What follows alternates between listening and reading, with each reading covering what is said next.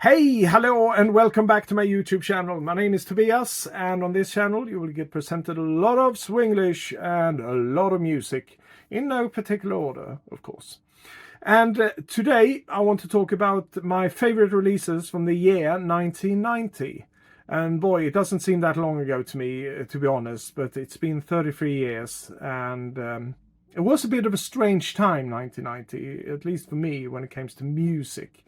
Because just a couple of years earlier, I discovered house music, acid house came along, and techno music was on and up. And just a year later, in 1991, I would become immersed in that universe of techno and experimental electronic music more than ever. But this was 1990, and of course, a lot of the 80s was spilling over. It's not like when we entered the new decade, we all started wearing grunge clothes and listening to Nirvana or things like that. No, things take time, of course. So a lot of these sounds from the 80s were spilling over and started forming a new sound, so to speak, because of the influences of house music just a couple of years earlier, like I mentioned. So that's just the way it is. It's not like when we went in from 1979 to 1980, all of a sudden we started wearing neon bright clothes. Oh, yeah. Just want to clarify that. But let's kick things off today with a really talented female artist that I discovered in 1986, I think it was, with her second album, Solitude Standing, and of course with a hit single, Luka. I'm talking Suzanne Vega. And this is the album she released in 1990, of course. It's called Days of Open Hand, and an absolute brilliant album. Tracks about dreams, a bit of that mysterious thing going on. And the good thing about Suzanne Vega, because she's got her roots in a lot of folk music, traditional music, singer-songwriter traditions, she always developed her music from album to album. So they sound very much like Suzanne Vega, of course, but still they are, you can see a progression there by the way she used musicians. And on this album particularly, a lot of synthesizers, and along with the traditional band as well. It's an absolutely stunner of an album. I can talk all day about it, but I won't.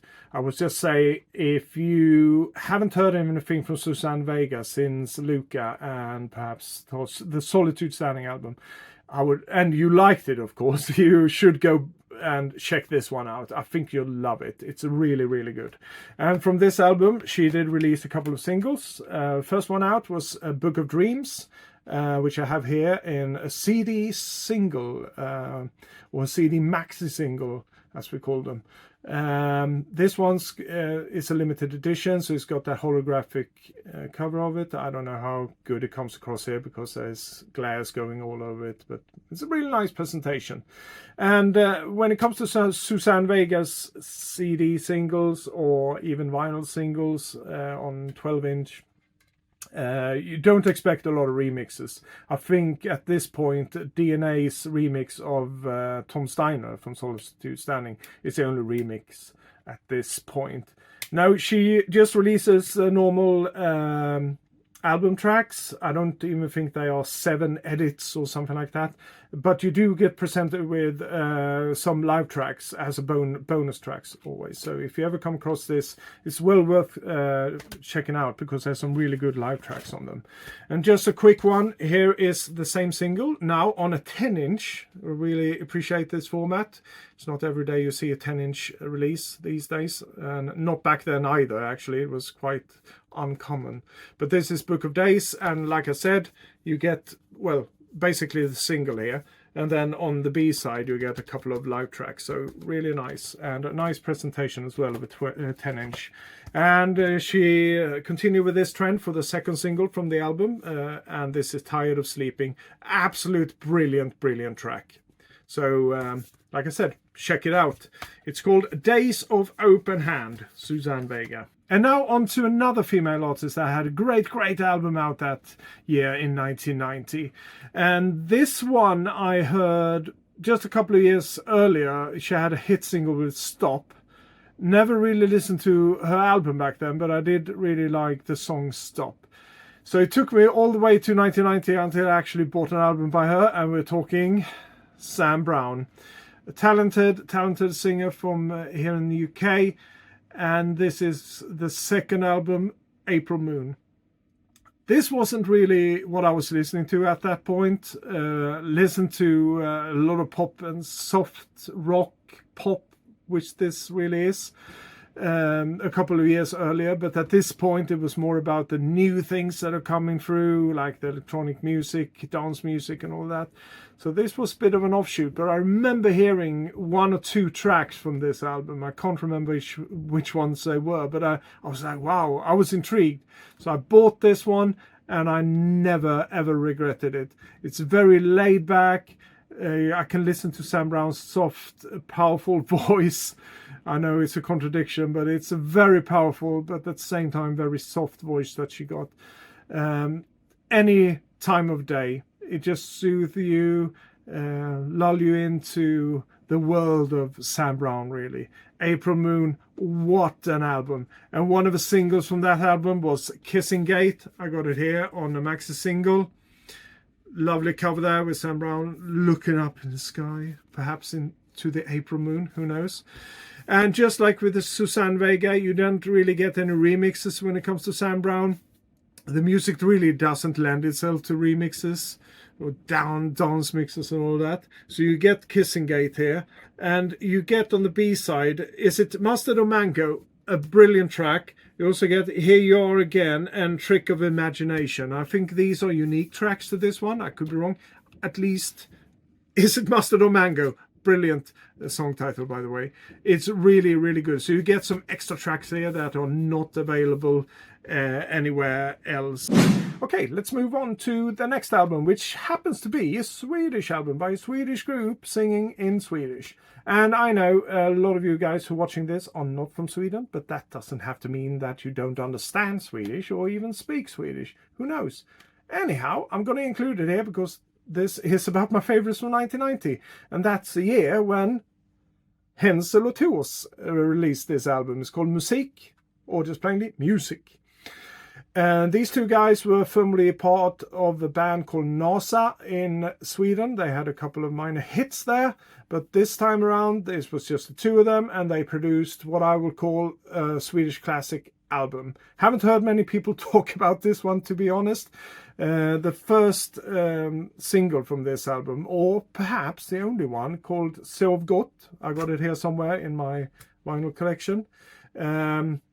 It is absolutely brilliant. It's just built by voices, all the beats, all the melodies. It's all sampled voices.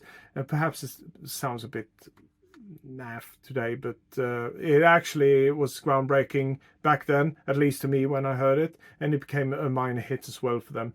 But this whole album is a goldmine. Really good music. And I would say the lyrics really carries this album. So if you don't really understand Swedish, you won't get much out of it, I think, because the music, there's a lot of 80s influences in it. The production is very 80s as well, but I love it. It's really, really good. And like I said, the lyrics are the most important things to this one. Really, some of them really profound, some of them more lighthearted, of course. Classic. Check it out. Okay, let's move on with more international artists. And Wendy and Lisa was a duo that had released 2 records before this year, 1990, when they released their third album, was called Eroica. And I got Eroica on CD, but for some reason I couldn't find it in my collection, so it's probably stored in Sweden somewhere, so I have to bring it back the next time. But I do have a couple of the maxi singles they released from that era. And Wendy and Lisa, of course. This, by the way, is Strung Out, which I think was the first single from Eroica. They were, of course, part of The Revolution, Prince backing band. And we got Lisa here, which was a keyboard player, and Wendy, who was a guitar player in The Revolution. And they formed this after The Revolution more or less broke up. They formed a duo and released some records, and this is taken from the third one, Eroica, like I said. Really, really good. I love their music. Very well produced. And this particular one, from Strung Out, it's what you probably already guessed, picture disc. Really nice. There you got them, Wendy and Lisa. And on the back, once again, with some credits here printed on the disc itself. And this one actually came with a poster as well. So at some point, I might, when I have more space for pictures on the walls, I will hang this one up. It's the same picture, of course, that's on the picture disc, but really nice photo of the two of them.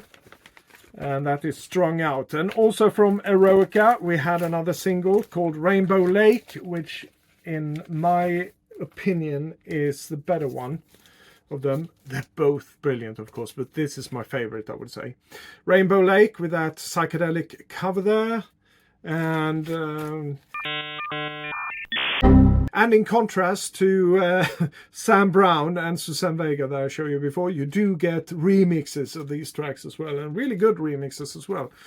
Yeah, so that was Wendy and Lisa, and my recommendation, Eroica. Really, really good album. Check it out. And now on to another album from Sweden, from a Swedish artist, singing in Swedish, Jean-Paul Wall. And this one, it's... what a banger. As the children say nowadays.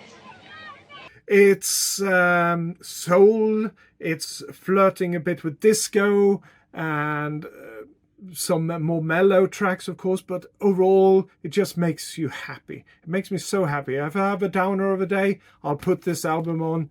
It's very uplifting, but very much a product of its time, of course, dance-oriented, and a lot of drum machines and synthesizers, of course.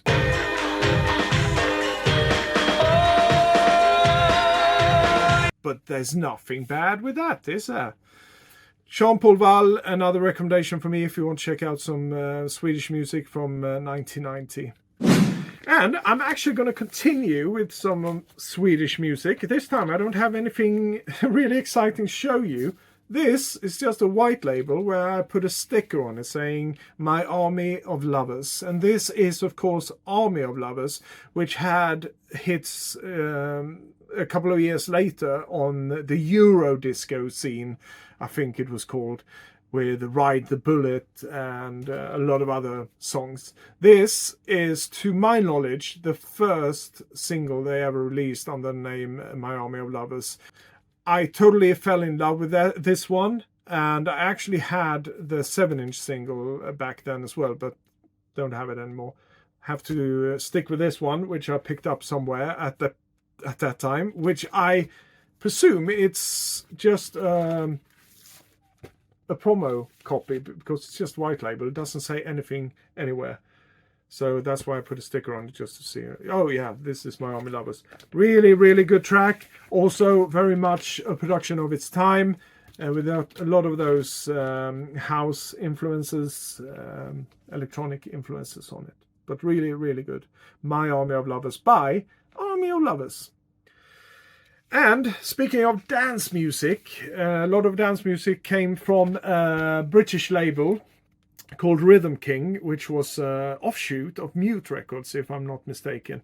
And they had Baby Ford on that label early on. They had Tim Simonon as Bomb the Bass, and S-Express, and the Beatmasters. Yeah, the list goes on. Really good releases in the late 80s and early 90s. And in 1990, this one was released. This is, of course, Betty Boo, Doing the Do. It was a bit of a novelty single, but I remember hearing it for the first time and I was like, I'm hooked. A bit of rapping going on here, and a lot of house music going on.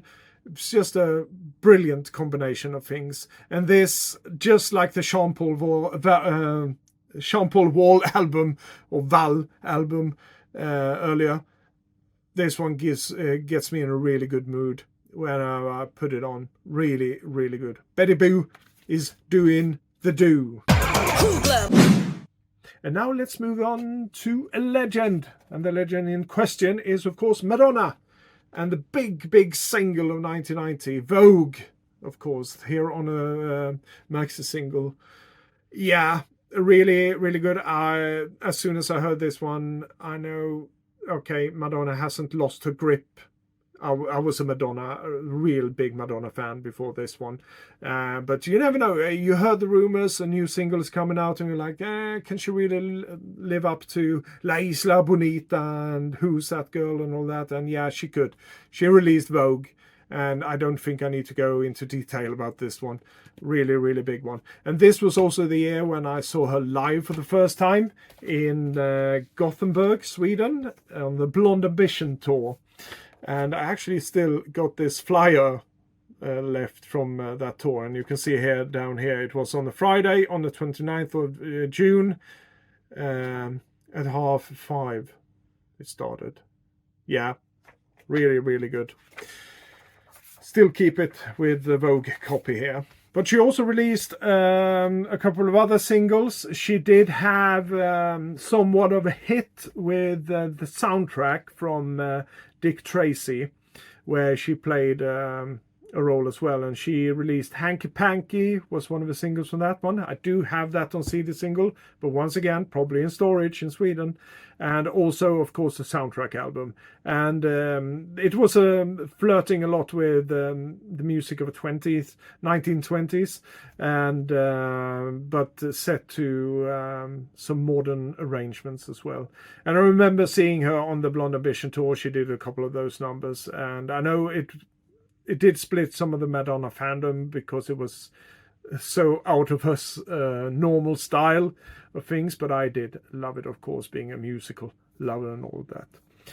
But apart from that, she also released this one, Keep It Together. Absolutely bang of a single, and I bought this one in HMV back then when I was visiting London, probably. As you can see here from the import sticker, which is still there from HMV. Yeah, some really good remixes here. Got all of them, instrumentals as well, and bonus beats. That was a thing that was inherited from the 80s as well. Bonus beats, I do miss those. Bring back the bonus beats. And some electronic body music next. Well, that was something that was really big in the 80s, but like I said, we're close to the 80s still, and these groups were still going strong, a lot of them at least. And one of the biggest ones, or if not the biggest, is Front 242 from Belgium. Really, really good group. And, well, electronic body music was, I would say now, and it probably upset some people, it was an offshoot of synth, really. Yeah, I could be wrong because there's so many, or with all these genres starting to split up from the with techno and house music when we go further on into the 90s. It was just ridiculous, really. I can't tell the difference. If it's good music, it's good music, basically. This was called electronic body music, and Front 242 was in the forefront of that. And this is Master Hit, which was released in 1990. A brilliant, brilliant track. And if you're interested or got curious about electronic body music, check this out, at least from 242 and the back catalogue they did earlier in the 1980s. Really, really good. On this one, it's a max single, so you get a couple of mixes of the said song, Master Hit. Really, really good. And now even more electronic body music, or EBM, this time from the UK and Chelmsford. This is Nitzareb. Brilliant album, Showtime. It's a 5th album, I think, if I'm not mistaken. They started out in the earlier parts of the 1980s with some hard-hitting music, brilliant music, with Let Your Body Learn, for example, Murderers, and so forth and so on. On this 5th album, they progressed their sound, as they should. I think every artist should progress their sound in some way or the other, because if you're stuck with the same formula, the risk of dying out as an artist is pretty big. So it really pleased me when I picked this one up and we could still hear it was Nitzareb, of course, but they progressed the sound. There was some, believe it or not, some blues influences in this one, and the lyrics and the music is just top notch on this one. Got some singles from this one, Getting Closer, which I happen to have the maxi single of here. This is an import from the US. They were on the Mute Records label. This one is released on Geffen, and as you can see, a couple of mixes there: Transmix, the Pool Mix, the Kitchen Mix, and the Kitchen Dub. All brilliant mixes. Highly recommend this one. And they also had Lightning Man. What a track, what a track. And also from this Showtime album, Fun to be Had, one of my favorites. This is Snitzereb and Showtime. So if you have missed this one out and is interested in electronic body music or electronic music at all, or good music, I would say, just good music overall, and some really good lyrics, Snitzereb's Showtime is the one to go for, I promise you. And now to another Mute record recording artist, more famous one, I would say, world famous one, Depeche Mode. They had, of course, the brilliant Violator album released this year. Follow-up from the music from the masses, for the masses, I would say. Absolutely, I have nothing bad to say about this one. Every single track is brilliant on this one. And I think most of you guys out there, even if you're not hardcore Depeche Mode fans, have heard Enjoy the Silence and Personal Jesus, which is also on this one. Really, really good. Fantastic album. And from this album, just to show you a handful of them, or some of them, this is World in My Eyes, and I think this is a limited edition. Yes, it is. And of course it says maxi single 45 RPM, because this is a German pressing. So there you go. There's a really nice photography there of the guys in Depeche Mode. And also from that album, the brilliant Policy of Truth, another brilliant song with a brilliant cover. And this is, I think, the limited edition of it as well, but this time it's the UK pressing. Really, really nice. And the big single, along with Personal Jesus, that is of course Enjoy the Silence. And once again, this is a limited edition one. The normal max single was blue instead of yellow, but yeah, really good. And the reason I'm showing this one is because the way Martin Gore, the main songwriter of Depeche Mode, wrote this one was as a slower, I wouldn't say a ballad, but more a slower version of Enjoy the Silence. And I think on this one, even if it's not the original demo, I don't think so, it's a recreation of it called Harmonium of Enjoy the Silence, where he actually plays the song on an old pump organ from you could hear in churches way back in time. Yeah, a really good maxi single from Depeche. Highly recommend that. And even more Depeche Mode. Yeah, we can't let them go. This is the second limited edition of Enjoy the Silence. Quad, the final mix, it's called. And it's got 4 remixes on it. And the interesting thing about this, I'm just going to mention the remixes. We got Tim Simonon, otherwise known as Bomb the Bass, back in 1990. And we also got Holger Hiller and Gareth Jones with Mimi Itsumi Kobayashi. Have to excuse my pronunciation there if it's wrong. And Adrian Sherwood with David Harrow. And of course it's 4 different remixes, but the unique thing about this is they are all blended together on one side of this vinyl. So it starts out with one remix and then just blends into the next one, and they are all in different styles. It's a really, really nice remix and a very unique one, I would say. And this limited edition vinyl was one-sided, so the back is etched with that DM and the rose. Really, really nice presentation. Just wanted to show you that one. Even more came out of this one, and like I said, of course, Personal Jesus as well. Big hit. But I won't take up this whole episode with Depeche Mode, even if I could. I would love that. That was my list. That was some of my favorites from the year 1990, because I'm sure there's more hidden somewhere in my collection. So stay tuned for that. But yeah. Hopefully you were entertained, inspired, Perhaps you never heard of electronic bod music before, and I gave you a couple of examples there with Nitzer Ebb and From 242. That might be it, or it might be the singer-songwriter influences of Suzanne Vega, where you actually thought, I never heard of anything after Solitude Standing in 1986, so she probably doesn't do music anymore. That's not true. She does do a lot of music still, and you should check it out, and especially that album, A Days of Open Hand. But I'm just rambling at this point. Thank you so much for watching once again. I'll be back soon. Until then, take care of yourself, and adieu.